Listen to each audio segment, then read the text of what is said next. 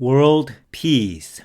Almost everyone agrees that it's a good thing, so why don't we have it?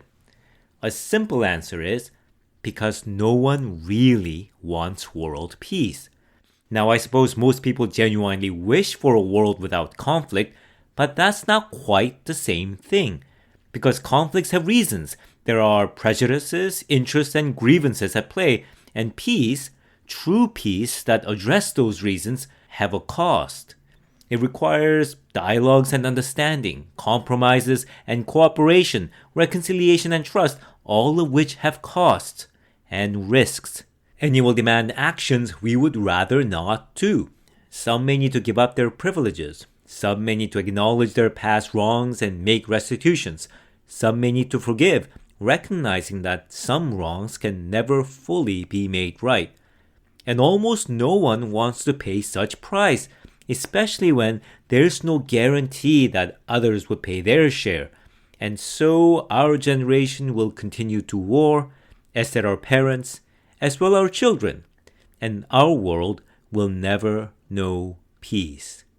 And according to Christianity, that is the pattern of our sin and the nature of the judgment upon us. Welcome to What Do You Mean God Speaks, where we explore important ideas and insights in Christianity for the skeptics who want to understand religion, to the Christians who have questions about their own beliefs, and everyone in between. I'm Paul Sungho-jung, and this is our 8th episode, Why We Are Still Haunted by the Idea of Sin and Judgment. What is sin? The word has a strong religious connotation, and whenever the word is mentioned in conjunction with Christianity, many of us nowadays seem to imagine some Bible-thumping man or woman shouting at people that they will be punished for the bad things they did. And specifically, what should we be punished for? Well, what do we think are the kind of things that people generally ought to be punished for? That's hard to say, since we tend to value freedom, especially here in the West, so we are reluctant to identify things that people shouldn't do, let alone be punished for. Not only that, different groups of people disagree about what sort of actions or lifestyle ought to be prohibited or punished. We usually seem to draw the line at violence, though, so hurting people, intentionally causing unnecessary suffering, ought to be punished. Yet, most of us don't go out of our way to hurt people for no good reason. We aren't malevolent, or so we would like to think. And so many of us feel that all that talk of sin and judgment does not or really should not apply to us. It should only apply to violent criminals and the like. But is harming people what Christianity means by sin? Is there something more than that? Well, there's sex, I suppose. Things Christianity says about sexual sins seem to apply to a lot more people than outright violence and malevolence, which is probably why in popular culture, Christians are so often depicted as being obsessed with the topic. Except that much of that kind of sin is no longer seen as wrong in a modern liberal society. So, now that I gotten the caricatures out of the way, let's really talk about the idea of sin. Christianity and its message is deeply concerned with the issue of sin and judgment. A large portion of its worship, ceremonies, and rites are intertwined with them, leading to the call to repentance, which is to acknowledge one's sin and to turn away from it, and the proclamation that our sins are forgiven. But what is sin? One of the ways I think we misunderstand the idea of sin in our modern society is that we simply equate it with that of moral wrongs. And that also leads us to understand the idea of judgment in purely judicial terms, as punishment for those moral wrongs, like a judge sentencing a criminal. Now, there is a large overlap between the idea of morality today and the idea of sin, but they aren't quite the same. Moreover, people living in different cultures or in different times can have different set of moral values and ethical codes. So then, is something a sin when it is considered a moral wrong in one society, yet is permitted in another? Now, there are a few set of moral laws that everyone seems to agree on across different cultures and different times. But these tend to be so general or abstract that people will disagree on how they ought to be applied. So even when we agree on general principles like be fair and just or do no harm, we still face questions over the specifics. What is being fair and just? Is capitalism more fair than socialism? Will society be more just when run by conservatives or the progressives? And what defines harm? Can a political comment harm? Is not joining a climate activism causing harm? Or is causing harm ever justified? And if so, when? And when people finally do agree on something more specific, their agreement tends to set a really low bar. Physical violence is bad, except of course, violence sanctioned by the society or your peers. So violence against innocent people is bad, except who gets to set the standard of innocence?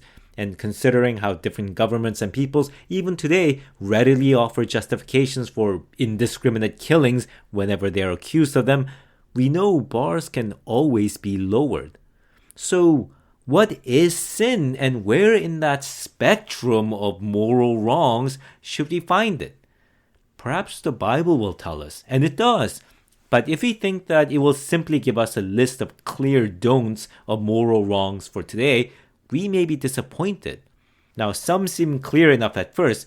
There is the 10 Commandments, except of course, our secular society don't keep the first 4. No other gods, no idols, no taking the Lord's name in vain, keep the Sabbath and the like. And while we may nod in agreement on thou shalt not murder, well, what defines murder? That is, what is wrongful killing? Is capital punishment wrong? What about war, euthanasia? And while we may still frown at adultery, it is no longer a crime. And the problem is compounded because the moral standard in the Bible, in the Old Testament for example, is from one particular culture and historical period, basically a Bronze Age Middle Eastern civilization of ancient Israel.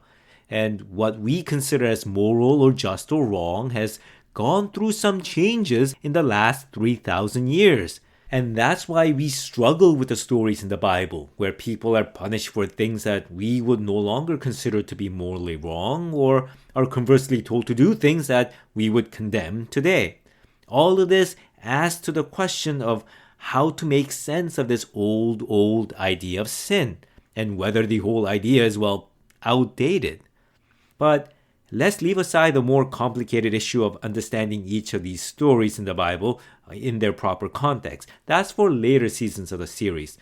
Now, the idea of sin and judgment is far more fundamental to how we understand and live our lives than the simpler idea of committing a moral wrong that should be punished. Even today, all of us are still deeply haunted by what the Christian idea of sin and judgment was trying to express, and haunted in a way that I suspect we can't fully grasp, precisely because we think we've cast aside such outdated notions. The Greek word for sin in the New Testament portion of the Bible is hamartia, which means to miss the mark. But what's the mark that we are supposedly missing? The simplest Christian answer would be God. But that answer probably isn't very informative for us at this point, and neither is the more general term reality, which this series has often substituted for the word God. Neither really tells us what this mark that we are missing is and why that's bad. So let's think about the idea in terms of possibilities. There are many different ways that your life could have unfolded and can still unfold. There are many ways what happened could have happened differently, and many ways what may yet happen will come to pass. In a way, it touches upon a specific strand in the idea of God and reality, namely that reality is not only about what is, but about every possibility, and that the meaning of the special name of God in the Bible can be translated as I will be who I will be, and as I cause to be whatever I cause to be. And that means there is an unlimited array of possibilities that can come to pass as we interact with God. And some possibilities are worse than others. Or to ask the question simply, is the world we live in the best possible world that we could have made it? Is your life the best that you could have made of it? Now, immediately this raises a difficult question. What would the best world look like exactly? What would the best life be like? Is our idea of the best world or best life even a correct one, assuming we can coherently and clearly imagine one? So let me revise the question so that it's more modest. Could our world have been better? Not best, whatever that looks like, just better than it is now. Could your life have been better? Not only is that more answerable, in the Christian perspective, the general direction to what is better is clear. There is a verse in the Bible that's often quoted which states, God is love, which is odd, since we've been saying in previous episodes how God is the infinite and unlimited, not to mention how the Bible describes God with many other words too, with many other analogies. So why love specifically? Well, simply put, when the Bible specifically chooses the word love to describe God, it is describing our primary mode of relating to God. Love is what defines how God, how reality which is personal, relates to us, which in turn means love is how we ought to relate to everything and everyone. And in a way that makes good sense, because it is saying love is what characterizes the better world and a better life of those who correctly relate to God. Think about it. Say your life is the following. You love the people around you. You love your family. You love your relatives, your peers, your co-workers, your neighbors, and you love your town and your home. You love your job, your livelihood, and your hobbies. You love the forests, mountains, and the seas around you, the night sky, and the wonders of the natural world. And you love yourself. This isn't to say that there won't be any pain or suffering that is beyond your control, but a life that you love like this would be worth living, worth the pain. Conversely, say you hate your family, your relatives you have to see on holidays, you hate your so-called friends, your co-workers, your neighbors, you hate your town, your society, you hate your job, your livelihood, your boring hobbies, you couldn't care less about nature or this ugly world, and you hate yourself. What would living that life be like? Even if there's no physical pain or suffering, wouldn't this hate-filled life be hell on earth? And indeed, hell in Christianity is defined precisely as that place, for the lack of better words, where God, who is love, is irreversibly shut out of your life forever. So, now that we have an idea of the direction toward a better world, a better life, we can ask the following. Could our world be better than it is? Now, we may not know what a perfect world would look like, but we can more confidently ask whether our world could have been more loving than it is now, kinder, more just, more caring, a world where people loved each other more in real and concrete ways, looked after each other and derived joy and meaning because they did so.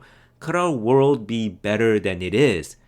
And if the answer is yes, the question is, and it is a question from God, you could say, then why isn't it now? Could your life have been better? Could it have been where you loved it more, loved the people around you more, loved what you're doing more because you did what you thought was more meaningful, truthful, and more deserving of respect and love? And if yes, the question is again, then why isn't it now? Perhaps there were factors and forces beyond our control. Fair enough. Then given our limitation, could our world and could our lives have been better? Could we have made them better with what we can do now, as limited as we are? A place and life we love more. And if yes, the question from God still is, then why isn't it now? Because that is the mark that we have missed. Sin is missing the mark, and that we have and continue to miss the mark. A better world and a life that could have been haunts us, even as we think we've dispensed with the notion of sin. We know why we missed the mark, why everything isn't what it could have been or can be. We may not know clearly, but we know enough. And this why can include something truly horrific, acts of sheer malice and spite, demeaning or hurting or even killing others simply because you can. But it can also include something seemingly insignificant, such as, say, treating your coworkers less graciously or patiently as you could have, or ignoring the plight of someone you could have helped. They all add up. A life in a world that could have been better, a possibility that was within your grasp, which is lost because you missed the mark. Now, some of why our world is worse than it could have been may be due to honest mistakes. The Greeks used the word hamartia to refer to intellectual errors too. We may have done the wrong things because we didn't know better. Yet, is that so? You see, the idea of sin is such that it is relentless against self-serving excuses. Was there no possible way that we could have known earlier? Were there no signs or indications that we could have given greater attention to? Are you sure that there were no voices or warnings that we ignored? For example, there have been real scientific disagreement in the past over things like whether smoking caused cancer, or whether man-made climate change was happening, or whether wearing masks offered protection against the COVID pandemic. And a lot of harm was done even while we were, or still are in some cases, are arguing about them. Now we can say we couldn't have known at the time what harm this was doing, but did it really reach the right conclusion as quickly as we could have? Or were there things we chose not to notice, data we ignored, or concerns that we dismissed? And if you're to delve deeper in our motivations and our inner character, things no one but ourselves can know about, things only God can point to, the question becomes sharper. If you were ignorant of the truth, if we missed some data or dismissed some early warnings, why did we? Aside from all the self-justifications that we can make, what really made us blind to them? Inconvenience, complacency, arrogance? Now, none of these are the kind of moral wrongs that will convict you in court. But it is what the idea of sin includes, our character, our heart, that led us to miss the mark. And the world we have is the result of it. And what is even more significant in the idea of sin is that sin, missing the mark, can be inherited. Let's take the issue of the environment, for example. The result of us missing the mark, the environmental degradation, climate change, polluted waters, and the oceans are passed down. But more importantly, the practices and the habits we formed that led to this situation is also passed down. The reliance we develop today on fossil fuel, plastic waste, and unchecked consumerism becomes the norm for tomorrow. Or say one set of political leaders start resorting to lies, incitement, and bribery to gain more power or popularity, and their rivals start to do the same. In the next generation, that becomes the norm of how political process works, and the society becomes so much worse for it. Same goes for things like racial and social strife. From the institution of slavery to the tribal feuds, social or economic oppression, the wrongs that become established in one generation becomes the norm for the next. Sometimes the wrongs become so established that they become invisible. We may even protest that this is unfair. Not all of what's wrong with our world now is our fault. We had a terrible inheritance, we could say, though that would ignore the fact that we also inherit whatever good that our parents' generation managed to bring forth. And the question is still, nevertheless, relentless. What did you do with what you inherited? If some wrong was invisible to your generation, was there no way to notice what was wrong? And the sin that you inherited that you can notice, all the marks that were missed, all the lost world that could have been, is there nothing you can do now to head back toward it? Is there nothing you can do to make the world you inherited better? Not perfect, but better. To turn away from the wrong direction that you are now and take some steps, any step, toward the right direction. You may still miss the mark, but at least you can hit closer to it. We may even find ourselves to be the only one who is trying to turn back when we hear that voice. But still the question is, even if no one else will change and no one else is willing, is there nothing you can do as a single individual to make yourself, to make your world better, closer to the mark, closer to God who is love? And that's the call to repentance. But doing that's costly. There are things we will have to do, privileges and convenience we will need to abandon, resources to spend, people to reconcile, a past to make restitutions for, and grudges we need to let go or forgive. And we may say that this is unfair, that we have to bear the cost when so many before us haven't and so many of our peers even now won't. But if we don't pay the cost, the sin remains. That's just what life is. That's just how it works.